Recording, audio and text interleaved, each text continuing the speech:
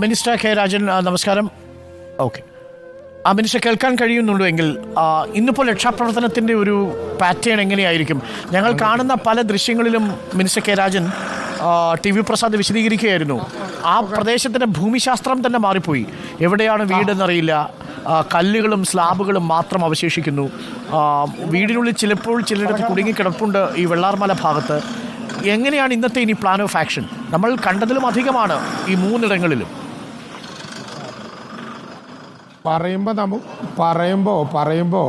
പറയുമ്പോൾ നമുക്ക് തന്നെ തേങ്ങൽ സഹിക്കാൻ പറ്റാത്ത കാഴ്ചകളാണ് കണ്ടുകൊണ്ടിരിക്കുന്നത്. ഇന്നലെ രാത്രി ഏറെ വൈകി റിപ്പോർട്ടർ സംഘം ഞങ്ങളോടൊപ്പം ആശുപത്രിയിലുണ്ടായിരുന്നു. അവിടെ നിന്ന് രക്ഷപ്പെട്ടു വന്ന ആളുകളുടെ മനോനില പോലും ഞങ്ങൾക്ക് അത്രയേറെ പ്രയാസം ഉണ്ടാക്കുകയാണ്. നല്ല മനോധൈര്യത്തോടെ ഇന്ന് രാവിലെ 6 മണിക്ക് തന്നെ 4 ഗ്രൂപ്പുകളായി തിരിഞ്ഞ് അകത്തേക്ക് എല്ലാ സംഘത്തെയും കോർഡിനേറ്റ് ചെയ്തുള്ളൊരു സംവിധാനം. അതാണ് ഇന്നത്തെ പ്രത്യേകത. ഓരോ ഗ്രൂപ്പ് മാത്രമായി വിടാതെ 4 ഗ്രൂപ്പായി ഈ വിവിധ ഫോഴ്സുകളിൽ ബന്ധപ്പെട്ട ആളുകളെ കമ്പൈൻ ചെയ്യിച്ചുകൊണ്ട് ഒരു ഓപ്പറേഷനാണ് ഇന്ന് രാവിലെ നമ്മൾ അകത്തോട്ട് വിട്ടിട്ടുള്ളത്. ഇന്നലെ നിങ്ങൾ തന്നെ പറഞ്ഞതുപോലെ നമ്മൾ 11 പേരടങ്ങുന്ന ഉസ്താദിൻ്റെ നേതൃത്വത്തിലുള്ള സംഘത്തെ വൈകുന്നേരം തന്നെ കോൺടാക്ട് ചെയ്തിരുന്നു. അവർക്ക് ഭക്ഷണവും കാര്യങ്ങളും എത്തിച്ചിരുന്നു. അങ്ങനെ ചില കേന്ദ്രങ്ങൾ നമുക്ക് ഇപ്പോഴും അകത്ത് കിട്ടുന്നുണ്ട്. അവരെ ഏറ്റവും പെട്ടെന്ന് പുറത്തേക്ക് കൊണ്ടുവരിക എന്ന ലക്ഷ്യത്തിലാണ് ആദ്യം ഉണ്ടാവുക. നേരത്തെ ഞാൻ സംസാരിക്കുമ്പോൾ അരുണുമായിട്ടുള്ള കണക്ഷൻ യാത്രക്കിടയിൽ ചൂരൽമലയിലെ പ്രദേശങ്ങളായതുകൊണ്ട് വിട്ടുപോയതാണ്. അതിൽ ഞാൻ പറയുന്നൊരു പ്രധാനപ്പെട്ട കാര്യം, ഈ നിമിഷത്തിൽ റിപ്പോർട്ടറുമായി പങ്കുവയ്ക്കുന്നൊരു പ്രധാനപ്പെട്ട കാര്യം, ബെയിലി ബ്രിഡ്ജ് നിർമ്മിക്കാനുള്ള പ്രവർത്തനങ്ങൾ അന്ത്യഘട്ടത്തിലായിരിക്കുന്നു. ഇന്നലെ നമ്മുടെ മദ്രാസ് എഞ്ചിനീയറിംഗ് ഗ്രൂപ്പ് വന്ന് ഇതിൻ്റെ എല്ലാം അളവെടുത്ത് സൗകര്യങ്ങൾ നോക്കി. രാത്രിയോട് തന്നെ കേണൽ ഋഷിയുടെ നേതൃത്വത്തിലുള്ളൊരു സംഘം കോഴിക്കോട് വിമാനത്താവളത്തിൽ എത്തിച്ചേർന്ന് അവർ അരമണിക്കൂറല്ല 1 മണിക്കൂർ മുമ്പ് ഇപ്പോൾ ഇങ്ങോട്ട് തിരിച്ചിട്ടുണ്ട്. അതോടൊപ്പം തന്നെ ഒരു ടീം കൂടി ഇന്ന് രാവിലെ 11:30 മണിക്ക് മെറ്റീരിയലുകളുടെ ഉൾപ്പെടെ പിന്തുണയോടെ എയർക്രാഫ്റ്റിൽ കണ്ണൂർ വിമാനത്താവളത്തിൽ മട്ടന്നൂരിൽ വന്നിറങ്ങും. അത് രണ്ടും കൂടി ഇവിടെ മൂവ് ചെയ്ത് വരുമ്പോൾ ഏതാണ്ട് ഉച്ചയോടുകൂടി അവർക്ക് എത്തിച്ചേരാൻ പറ്റുമെന്നാണ് കരുതുന്നത്. ആ ബെയിലി ബ്രിഡ്ജിൻ്റെ നിർമ്മാണം കൂടി വേഗതയിൽ പൂർത്തീകരിക്കാൻ കഴിഞ്ഞാൽ നമുക്ക് നമ്മുടെ ചെറുതും വലുതുമായിട്ടുള്ള വാഹനങ്ങൾ കൂടി JCB, ഹിറ്റാച്ചി പോലെയുള്ള വാഹനങ്ങൾ കൂടി അകത്ത് കടത്തിവിടാൻ കഴിയും. അതോടുകൂടി അക്കാര്യങ്ങളിലും ഒരു സൗകര്യം ഉണ്ടാകും. ഇപ്പോഴും ജീവനോടുകൂടി നമുക്ക് പ്രതികരിക്കാൻ കഴിയുന്ന വിധത്തിലുള്ള ആളുകൾ ഉണ്ടായിരിക്കുന്നു എന്നുള്ളത് ഇന്നലെ മുതൽ തന്നെ ഐഡൻറ്റിഫൈ ചെയ്ത് കടക്കാൻ പറ്റാത്ത വഴികളിലേക്ക് പ്രത്യേകമായി മാർക്ക് ചെയ്ത് സ്കെച്ച് ഉണ്ടാക്കി രാത്രി നമ്മൾ പിരിയുന്നത്. രാവിലെ തന്നെ അവരങ്ങോട്ട് തിരിച്ചിട്ടുണ്ട്. പോസിറ്റീവായ വാർത്തകളാണ് ആ വിഷയത്തിൽ കിട്ടുന്നത്. തീർച്ചയായും 400-ലധികം പേരെ, 480 പേരെയാണ് നമ്മൾ രക്ഷിച്ചെടുത്തത് എന്നത് ആശ്വസിക്കാവുന്ന ഒരു കാര്യമാണ്. മീൻസ് ഒരു കാര്യം, 2 കാര്യം സ്പെസിഫിക് ആയിട്ട് 486 2 കാര്യങ്ങൾ ഇപ്പോൾ നമ്മുടെ ഹെൽപ്പ് ലൈനിൽ വരുന്ന നമ്പറിൽ നിന്ന് 2 കാര്യങ്ങൾ.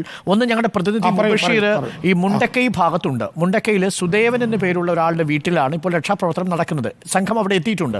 പക്ഷെ അവിടെ നിന്നും അവർ ആവശ്യപ്പെടുന്നത് കുറച്ചുകൂടി ഗ്യാസ് കട്ടറുകൾ അവിടേക്ക് ആവശ്യമുണ്ട്.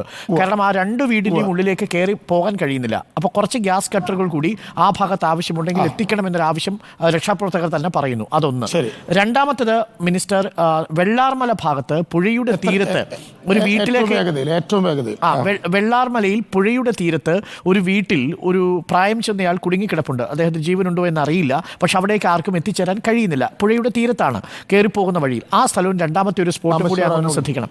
ഒരു കാര്യം കൂടി, ഒരു ഭാര്യ, നമ്മുടെ ആ പള്ളിയിലെ, മുണ്ടക്കയിലെ പള്ളിയിലെ ഉസ്താദിന്റെ ഭാര്യ ഇപ്പൊ തന്നെ ഞാൻ ഈ സ്പോട്ടിൽ വിവരം കൊടുക്കാം. ഓക്കെ, ഈ മസ്ജിദിൽ ഉണ്ടായിരുന്ന ഉസ്താദിനെ കാണാനില്ലായിരുന്നു. നമ്മൾ ആ ഉസ്താദിന്റെ ഭാര്യ സൽമ വിളിച്ച് കരയുന്നുണ്ട്. അപ്പോൾ ആ ഉസ്താദ് ഇന്നലെ നിലമ്പൂരിൽ മരിച്ചു എന്നാണ് നമ്മൾ അറിഞ്ഞത്. മൃതദേഹം തിരിച്ചറിഞ്ഞെങ്കിലും അത് ഉസ്താദിന്റെ അല്ല. ആ ഒരു ഫൈസി എന്ന് പറയുന്ന ഒരു ഉസ്താദാണ്. അവർ തമിഴ്നാട്ടിൽ നിന്നുള്ളവരാണ്. അവർക്ക് മറ്റൊരു കോണ്ടാക്റ്റും ഇല്ല. അപ്പോൾ ആ ഉസ്താദിന്റെ കാര്യം കൂടി ഒന്ന് മിനിസ്റ്റർ ഒന്ന് അന്വേഷിച്ച് വിവരം നൽകിയാൽ അവർ നമ്മളോടൊപ്പമുണ്ട്. നമ്മൾ ഈ TV കാണുന്നുണ്ട്. നമുക്ക് അവർക്ക് വിവരം കൊടുക്കാൻ സാധിക്കും. ഉസ്താദ് ഫൈസി എന്നാണ് അദ്ദേഹത്തിന്റെ പേര്. എവിടെയെങ്കിലും ഉണ്ടെങ്കിൽ, ആശുപത്രിയിലോ ക്യാമ്പിലോ അതല്ല മറ്റെവിടെയെങ്കിലും ആണെങ്കിൽ ആ വിവരം ഒന്ന് നൽകാനുള്ളൊരു ഏർപ്പാട് കൂടി അങ്ങ് ചെയ്യണം. ഷിഹാബ് ഫൈസിയുടെ വിവരം തീർച്ചയായിട്ടും അത് മിനിസ്റ്റർ, ഈ 2 കാര്യങ്ങളും മിനിസ്റ്റർ ഇപ്പോൾ തന്നെ ഉത്തരവിടും. ഓക്കെ, ഈ 3 കാര്യങ്ങളാണ്. കാര്യം കൂടി ശ്രദ്ധിച്ച് പറഞ്ഞോളൂ.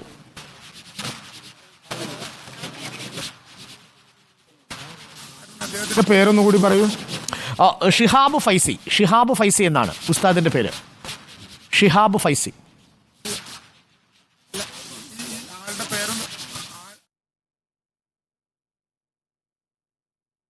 ഷിഹാബ് ഫൈസി എന്നല്ലേ പേര് അതെ ഉസ്താദിന്റെ? അതെ അതെ. ഓക്കെ ഓക്കെ ഓക്കെ ഏതാനും സമയത്തകം വിവരം നൽകാം. ഓക്കെ. ഈ മൂന്ന് കാര്യവും ഇപ്പൊ പറഞ്ഞ ഒന്ന് മുണ്ടക്കയിലാണ്, മറ്റൊന്ന് വെള്ളാർമലയിലാണ്. ഇത് മൂന്ന് കാര്യവും ഇപ്പൊ നോക്കാം. ഓക്കെ. Thank you minister.